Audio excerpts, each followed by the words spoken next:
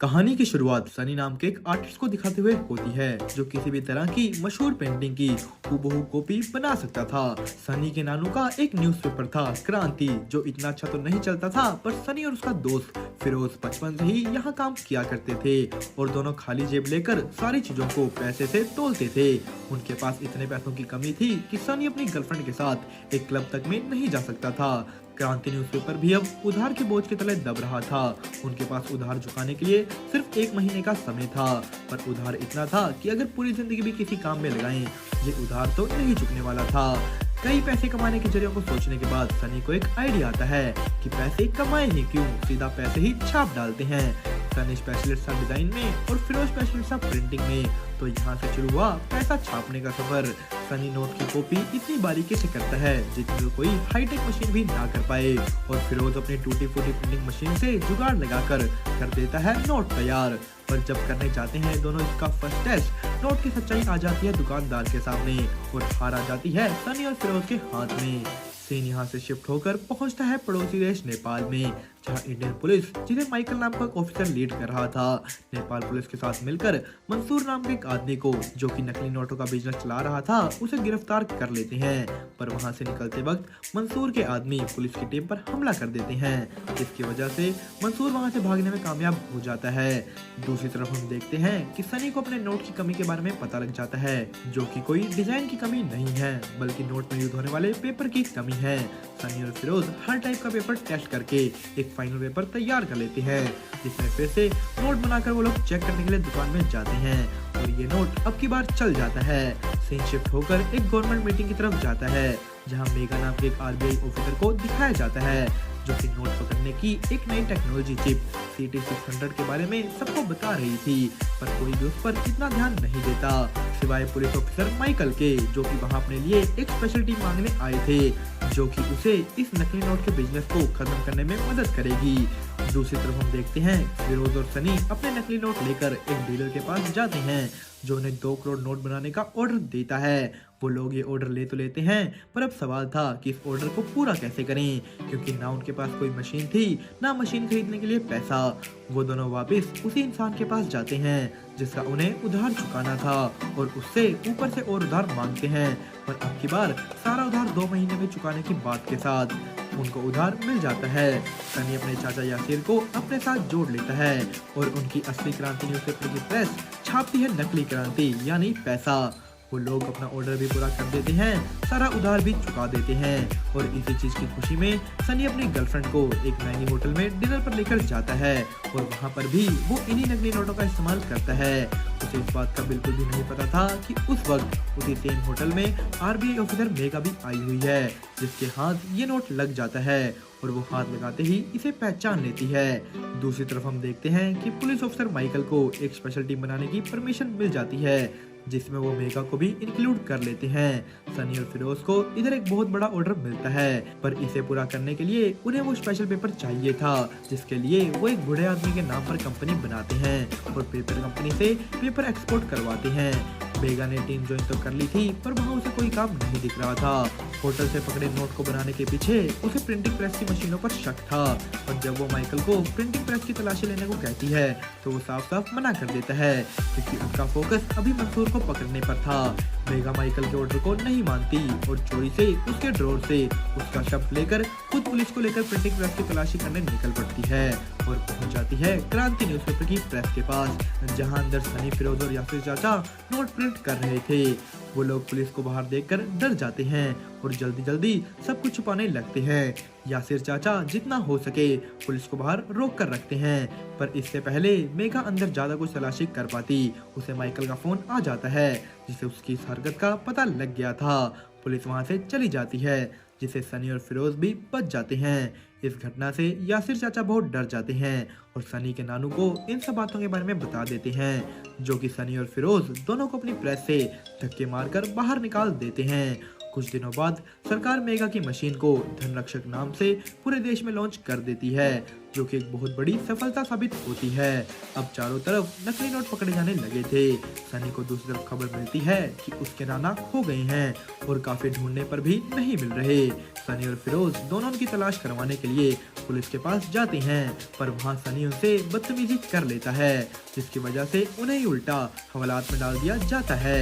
उनके जेल से निकलने के बाद उन्हें पता लगता है कि उनके नाना को भूलने की बीमारी हो चुकी है और वो धीरे धीरे सब कुछ भूल रहे थे।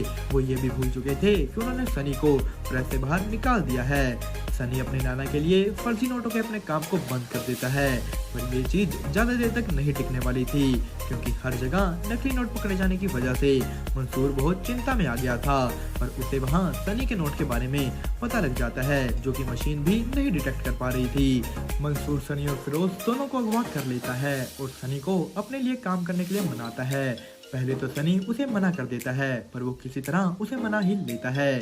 सनी मंसूर के लिए 2000 का नोट डिजाइन करता है, जिसके बदले वो उसके नाना का इलाज करवाता है। पर इधर माइकल की टीम को मंसूर के राइट हैंड मैन बिलाल के बारे में पता लगता है, जो कि नए 2000 के नोटों को बांग्लादेश से इंडिया के अंदर पहुंचाने आया था। माइकल और उसकी टीम बांग्लादेश में उसे पकड़ लेते हैं, जिसका पता लगने के बाद सायरा नाम की एक औरत मंसूर के पास आती है और उससे पूछती है कि अब वो हाई कमांड को क्या जवाब देगा और कैसे इस लॉस को कवर करेगा। वो उससे बिलाल का रिप्लेसमेंट मांगती है, जिसपे मंसूर उसे ये कह देता है कि उसका रिप्लेसमेंट उसके पास पहले से ही है, जो कि था सनी। मंसूर सनी को मिलने मुंबई जाता है और उसे सब कुछ बताकर माइकल की टीम का कुछ करने को कहता है।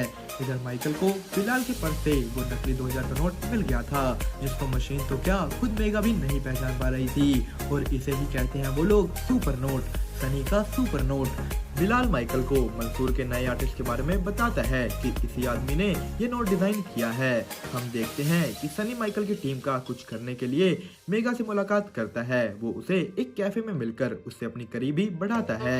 मेगा को इस शहर में एक घर चाहिए था, जो दिलवाने में सनी उसकी मदद करता है, और इन्हीं सब के बीच वो उसके फोन में एक ट्रैकर भी इंस्टॉल कर देता है, जिससे उसके फोन के मैसेज और कॉल अब सनी पढ़ पाएगा। और दूसरी तरफ बिलाल के पास भी सनी की टीम में एक खबरी था।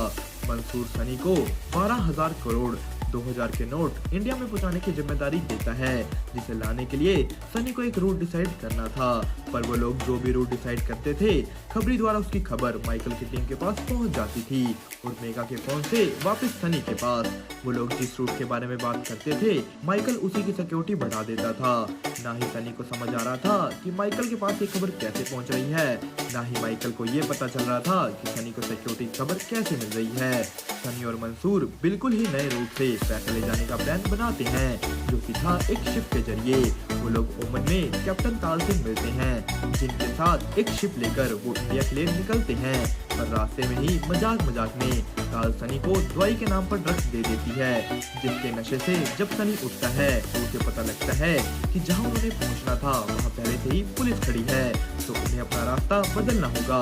पर अब उनके पास ये करने का समय नहीं था, तो सनी भी समुद्र में ही नोट के कंटेनर को उतार कर शिप से भाग निकलता है और कुछ समय बाद वापस आकर सारा पैसा समुद्र से निकाल लेता है। और अब उनके पास होता है पैसा ही पैसा, जिससे वो अपने सारे शौक पूरे करते हैं। पर ये सब काम पूरा होने के बाद भी सनी मेगा से बात करना बंद नहीं करता, जिससे उनकी करीबियां बढ़ती ही जाती हैं। सनी उसके फोन से वो ट्रैकर तक डिलीट कर देता है। मंसूर के लिए सनी को अब एक और काम करना था, जो कि था इन सभी नोट्स को डिस्ट्रीब्यूट करना, जो कि एक बहुत बड़ा और मुश्किल काम था। सनी ये करने लगा तो हुआ था, पर उसे इसमें टाइम लग रहा था, जो कि मंसूर को बिल्कुल भी पसंद नहीं आ रहा था।